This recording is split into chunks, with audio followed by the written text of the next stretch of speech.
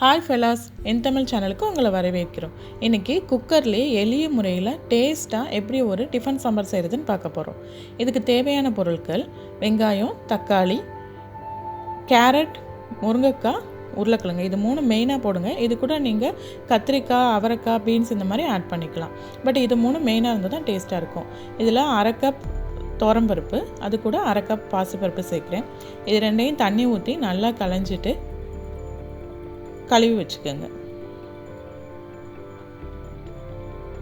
2 பருப்பும் சேர்த்து யூஸ் பண்ணால் தான் டேஸ்ட்டாக இருக்கும். இதை ஒரு குக்கரில் போட்டு இதை வறுக்கிறது இது பண்ணுறது எதுவுமே வேண்டாம். காயுமே நம்ம அப்படியே போட்டுடலாம்.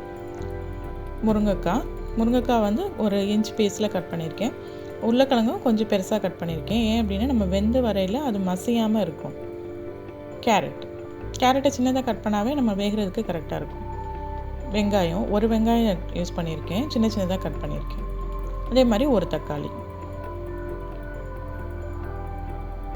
அப்புறம் உங்கள் காரத்துக்கு ஏற்ற மாதிரி பச்சை மிளகா ஆட் பண்ணிக்கோங்க. இங்கே ஒரு 4 பச்சை மிளகா நான் ஆட் பண்ணியிருக்கேன். பச்சை மிளகா காரம் தான் இதில் மெயினாக, அதனால் காரத்துக்கு ஏற்ற மாதிரி யூஸ் பண்ணிக்கேன். இது சாம்பார் பவுடர் யூஸ் பண்ணுறேன். 1.5 spoon eastern sambar powder use பண்ணுறேன். உங்களுக்கு என்ன பிராண்ட் கிடைக்குதோ அந்த பிராண்ட் சாம்பார் பவுடர் யூஸ் பண்ணிக்கோங்க. கொஞ்சமாக மஞ்சள்தூள், தேவையான அளவு உப்பு. ரொம்ப ஈஸியாக செஞ்சிடலாம், ஆனால் உண்மையில் ரொம்ப டேஸ்ட்டாக இருக்கும். ட்ரை பண்ணி பாருங்கள். 15 மினிட்ஸில் நீங்கள் சாம்பார் வச்சு முடிச்சிடலாம். இதில் 3 டம்ளர் தண்ணி ஊற்றுறேன். 1 டம்ளர் நம்ம பருப்பு எடுத்துருக்கனால 3 டம்ளர் தண்ணி கணக்கு வச்சுக்கோங்க. 1/2 டம்ளர் ஒரு பாசிப்பருப்பு, 1/2 டம்ளர் துவரம்பருப்பு எடுத்துருக்கோம். ஸோ 1 டம்ளர் பருப்பு வரும்.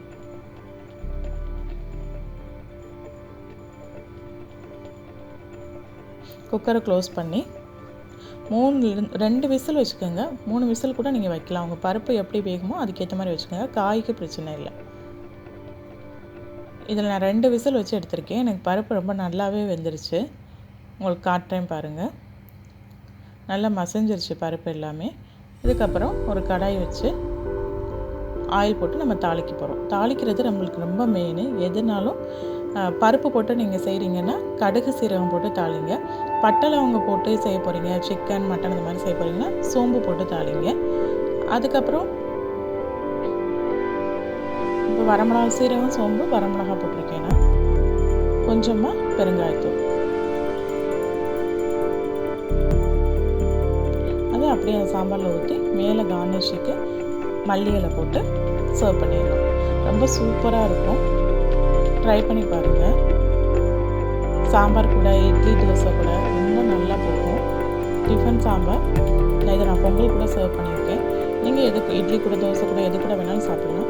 ட்ரை பண்ணி பாருங்கள். எப்படி இருக்குதுன்னு எங்களுக்கு சொல்லுங்கள். தேங்க்யூ ஃபார் வாட்சிங். லைக் பண்ணுங்கள், ஷேர் பண்ணுங்கள், கமெண்ட் பண்ணுங்கள். எங்கள் சேனலுக்கு சப்ஸ்கிரைப் பண்ணுங்கள். இன் தமிழ் ஃபார் எவ்ரி ஒன்.